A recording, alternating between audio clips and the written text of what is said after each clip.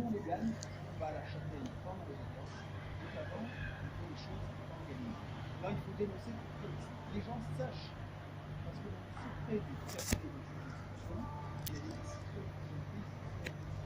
Une violence n'est pas acceptable.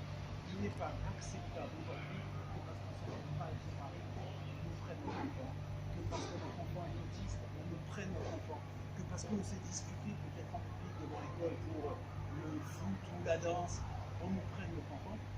C'est pas acceptable non plus que les enfants, parce que là je comprends bien, que les parents d'enfants autistes soient des enfants.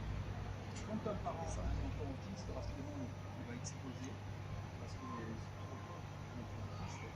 Et à ce moment-là, il y en a un des deux qui va dans les toilettes, il demande une assistante ménagère, il demande à ce qu'on lui fasse ses cours, il demande que quelqu'un garde son gamin pendant quelques heures, et au lieu de faire ça, il place le gamin avec une violence.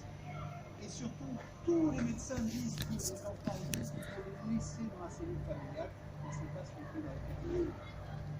Alors, on ne va pas être arrogant avec eux, mais par contre, on va être indéfectible dans le combat qu'on va mener. Aujourd'hui, on commence à se prendre à quoi je le fais pour vous et je le fais pour toi. Et on va le faire à Bayonne la semaine prochaine, je crois. On va le faire à Nanterre, ce qui se passe est continu. Et on va le faire partout où ça dysfonctionne, avec fermeté et avec politesse. Par contre, quand les tribunaux viennent à mettre des chapitres, mais quand on est ensemble, il faut être comme ça, digne. Puis là maintenant, on va juste écouter un morceau ensemble, parce que je ne veux jamais perdre la dès qu'on est sécurisé des problèmes.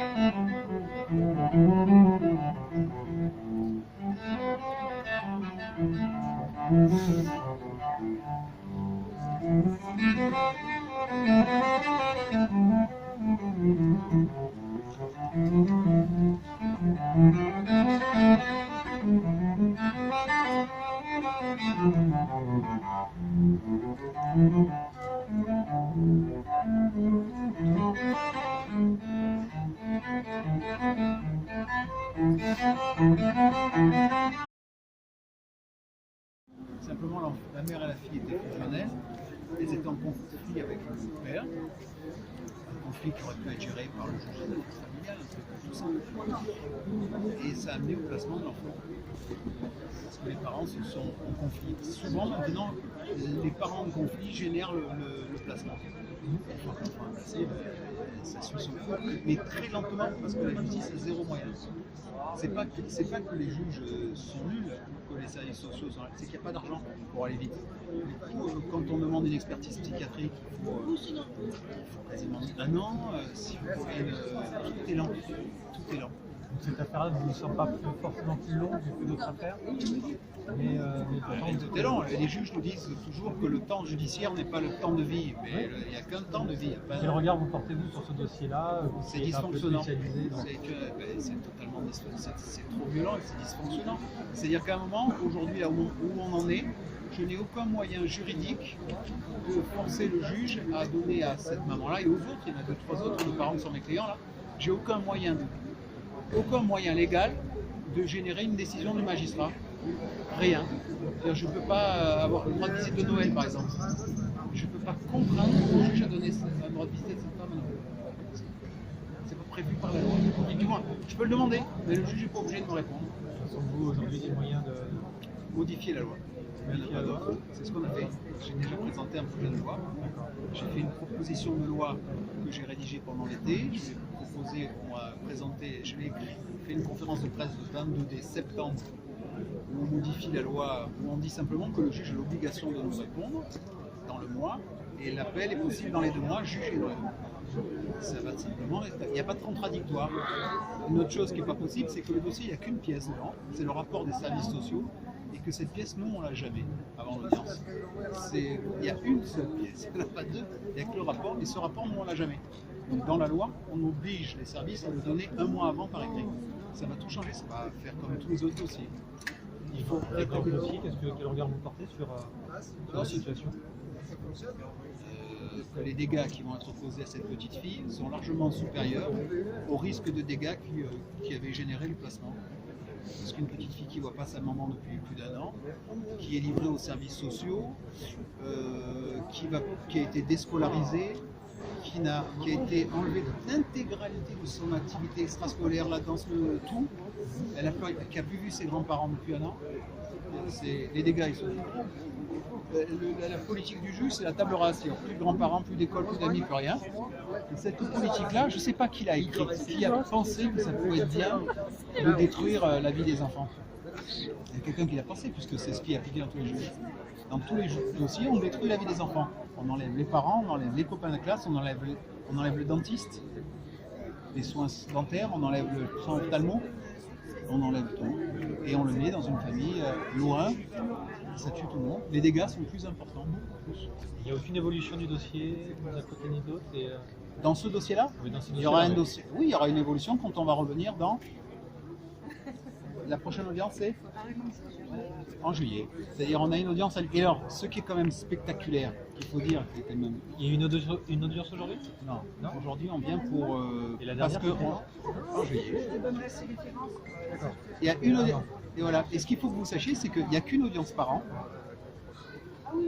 Et que la seule pièce du rapport, il n'y en a pas d'autre. La seule pièce, c'est le rapport des services sociaux. On l'a que le matin de l'audience. Pourtant, ils ont les mêmes mains que moi, avec les mêmes doigts. Et on n'arrive pas à l'avoir avant. C'est-à-dire que le dossier, quand on m'a plaidé, c'est la surprise Kinder. On ne sait pas ce qu'il va y avoir dedans.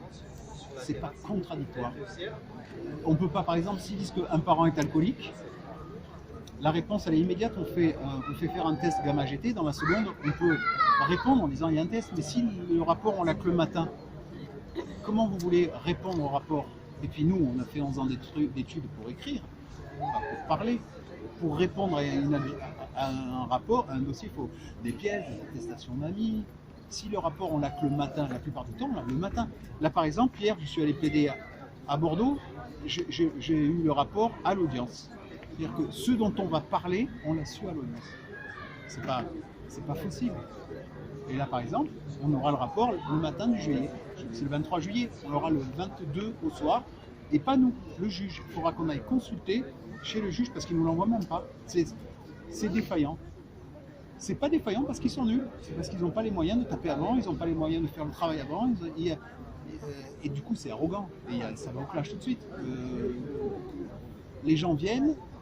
Il y a des endroits où ils ne viennent même pas. Hier, par exemple, à Bordeaux, il n'est même pas venu, le représentant des services.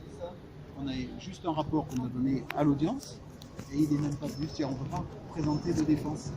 Là, dans son dossier, il y a cette dame, pas vu son enfant depuis 1 an. Et il y a eu un rendez-vous avec les services sociaux il y a 2 semaines. Elle est arrivée avec un stylo, le même que le vôtre. Vous êtes en train d'enregistrer avec votre stylo, ils sont partis. C'est-à-dire qu'ils vont faire un rapport dans 1 an sur la base de ce rendez-vous d'hier, où ils sont partis la semaine dernière, avant même d'arriver. Bon, vous ne le savez pas, c'est pour ça qu'on est sur les marches. Parce que c'est à huis clos et qu'il n'y a pas de journalistes. Si ça se passait au correctionnel, qu'on piétine les droits de la défense, vous n'avez vous feriez un article en disant le rapport, l'avocat il a eu à l'audience. Si en correctionnel vous aviez un dossier, j'imagine que vous allez en correctionnel, quand vous arrivez en correctionnel, si à l'audience vous avez le dossier, vous allez le dire, vous allez écrire que la défense n'a pas pu se battre. Là, vous ne pouvez pas, parce que vous n'êtes pas là. Il n'y a pas de témoin de ce qui se passe dans cette juridiction.